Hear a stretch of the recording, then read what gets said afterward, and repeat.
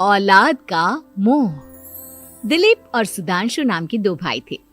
दिलीप की शादी कावेरी के साथ हुई और सुधांशु की शादी माया के साथ। शादी के बाद दोनों भाई अपनी अपनी पत्नी के साथ खुशी खुशी रहा करते थे। दोनों भाइयों के परिवार एक ही घर में रहता था। साथ में खाना, साथ में घूमना, कुल मिलाकर दोनों भाइयों का परिवार खुशहाल परिवार था। कुछ सालों के बाद दिलीप की पत्नी कावेरी को एक बेटा हुआ। भैया, आज मैं बहुत खुश हूँ। चाचा बन गया हूँ मैं। हाँ भाई साहब, इस बच्चे के घर में आने से तो रौनक आ गई है। मैं सबको बताऊंगी कि मैं तो चाची बन गई हूँ, चाची। तुम दोनों कितने अच्छे हो। हमारे बच्चे के आने से ऐसे खुश हो रहे हो जैसे ये बच्चा तुम्हारा ही हो। बस भैया, अब आपका बेटा इस दुनिया में आ गया ना, हम भी कोशिश करेंगे कि हमारा भी बच्चा जल्दी से इस दुनिया में आ जाए। और फिर आपका और हमारा बच्चा दोनों मिलकर दिन भर घर के आंगन में खेला करेंगे। कितना मजा आएगा ना। सच कहती हूँ माया, मैं भी उसी दिन का इंतजार कर रही हूँ जब तुम्हारी भी गोद भर जाएगी और मेरे बेटे को एक छोटा भाई या बहन मिल जाएगी। 1 साल बीत जाता है। दिलीप और कावेरी का बेटा अब 1 साल का हो चुका था, लेकिन सुधांशु और माया की कोई औलाद नहीं होती। माया, लगता है कि हमारी जिंदगी में बच्चे का सुख ही नहीं है। ऐसा क्यों कहते हैं? दिलीप भाई साहब का बेटा भी तो हमारा ही बेटा है ना। तुम्हारी बात बिल्कुल ठीक है माया, लेकिन फिर भी हमारा खुद का एक बच्चा होता तो कितना अच्छा होता। हाँ, कावेरी भाभी भी हमेशा कहती हैं उन्हें अपने बेटे के लिए एक छोटा भाई या बहन चाहिए। लेकिन देखिए ना, हमारी तो किस्मत ही कितनी खराब है। हमारे तो सारे ट्रीटमेंट भी फेल हो चुके हैं। डॉक्टर ने भी साफ साफ कह दिया है कि तुम कभी माँ नहीं बन सकती। वही तो सुधांशु, बहुत बुरी किस्मत है हमारी। लेकिन माया, हम अपनी किस्मत को इतना क्यों कोस रहे हैं? हम दिलीप भाई साहब के बेटे को अपने बेटे की तरह ही प्यार कर सकते हैं ना। हाँ जी, बिल्कुल सच कहा। मैं भी वैसा कर सकती हूँ। चाची हूँ, उसे छोटी माँ का प्यार नहीं दूंगी क्या? कुछ दिनों के बाद दिलीप का एक दोस्त दिलीप से मिलने के लिए आता है। अरे क्या बात है दिलीप, बधाई हो बधाई। और घर तो काफी बड़ा है तुम्हारा।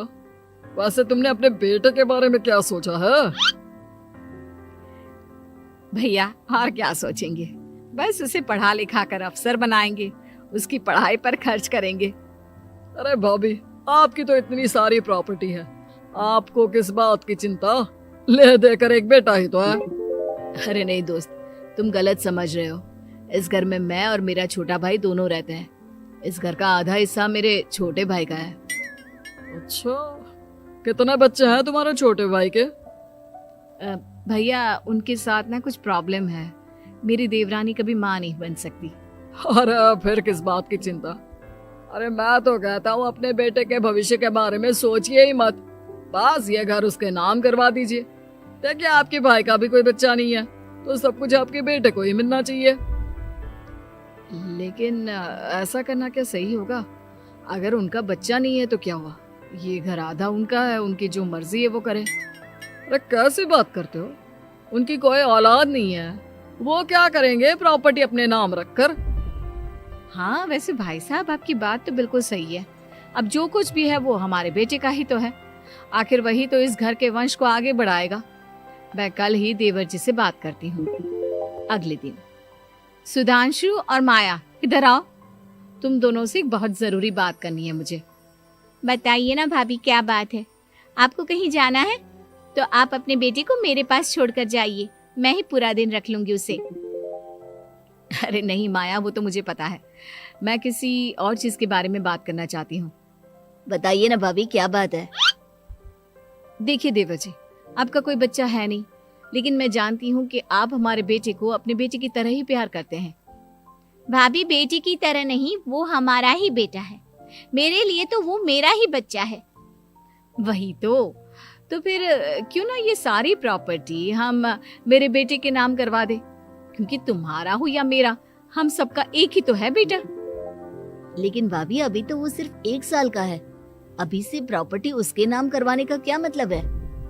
देखिए देवर जी, जो काम जितना जल्दी हो जाए ना, उतना अच्छा। आने वाले वक्त का क्या भरोसा। भाभी भरोसा क्यों नहीं, हम तो हमेशा आपके बेटे को माँ बाप की तरह ही प्यार करेंगे। हाँ, लेकिन फिर भी मैं चाहती हूँ कि ये सारी प्रॉपर्टी मेरे बेटे के नाम हो जाए। अब मुझे नहीं लगता तुम दोनों को इसमें कोई भी परेशानी होगी, है ना?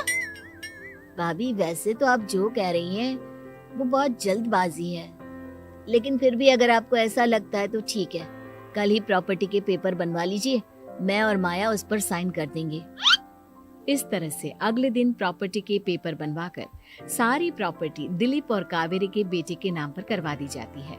कुछ दिनों के बाद सुधांशु, सुबह सुबह ये कौन लोग आ गए हैं तुम्हारे घर पर?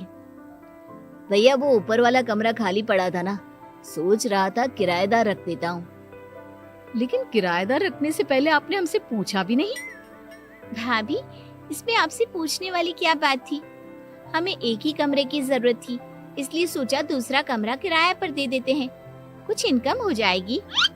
अरे माया, ये सारी प्रॉपर्टी अब मेरे बेटे के नाम पर है और यहाँ पर जो कुछ भी होगा उसके लिए तुम्हें मेरी या दिलीप की परमिशन तो लेनी पड़ेगी ना। हाँ सुधांशु, तुम्हारी भाभी ठीक ही तो कह रही है। अब देखो, तुमने खुद अपने हाथों से ये प्रॉपर्टी हमारे बेटे के नाम की है, वह अभी बहुत छोटा है, तो इस घर से रिलेटेड सारे फैसले तुम्हें हमसे पूछ कर लेने चाहिए। भाभी हमें तो लगा था कि आप हम लोगों से बहुत प्यार करती हैं, लेकिन आप तो हमारे साथ भेदभाव करने लगी। अरे, इसमें भेदभाव करने वाली क्या बात है? और मैंने कौन सा तुमसे कुछ गलत मांग लिया? अरे ले देकर मेरा बेटा इकलौता इस पूरे वंश का वारिस है, सब कुछ उसके नाम है। तुम्हें इस बात से जलन क्यों हो रही है? भाभी माया को जलन नहीं हो रही, वो तो बस ऐसे ही कह रही थी।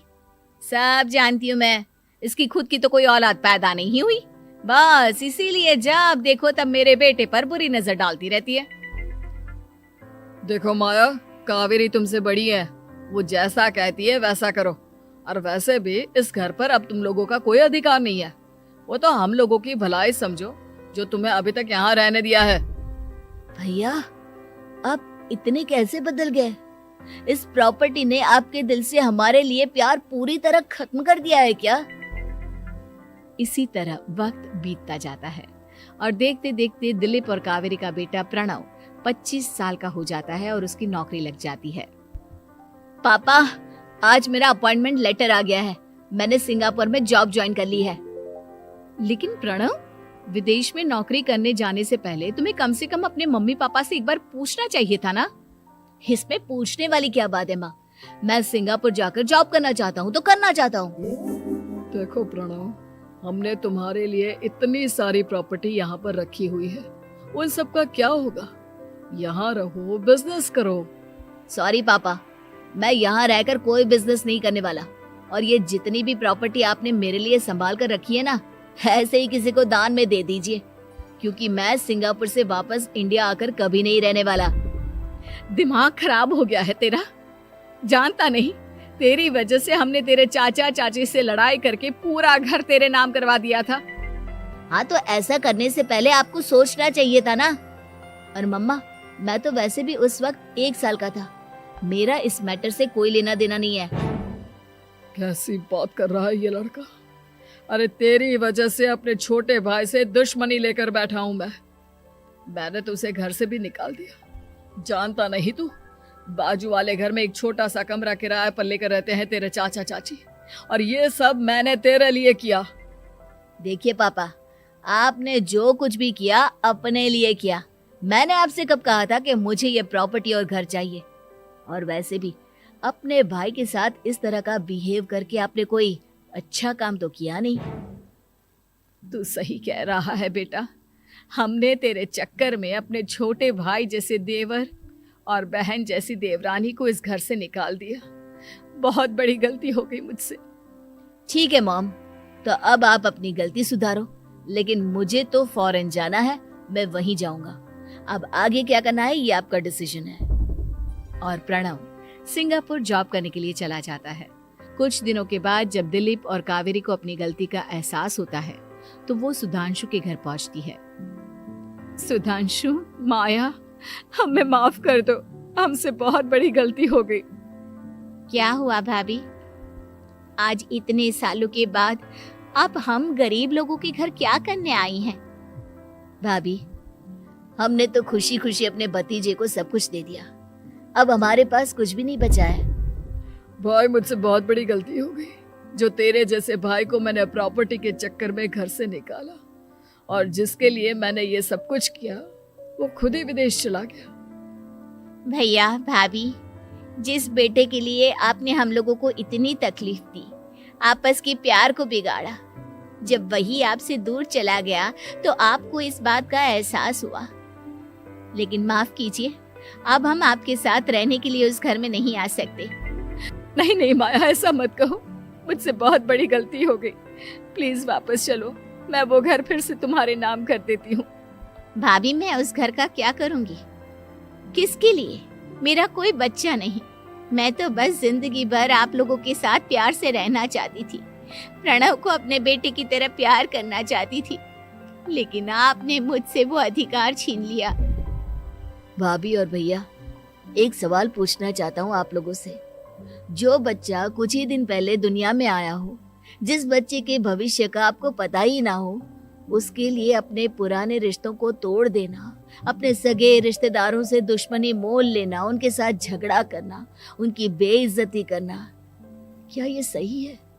कम से कम हमें सही वक्त का इंतजार तो करना चाहिए ना। सिर्फ प्रॉपर्टी के लिए अपने सगे भाई को घर से निकाल दिया, वो भी अपने 1 साल के बेटे के लिए। क्या ये वाकई में सही था? जवाब दीजिए मेरी बात का।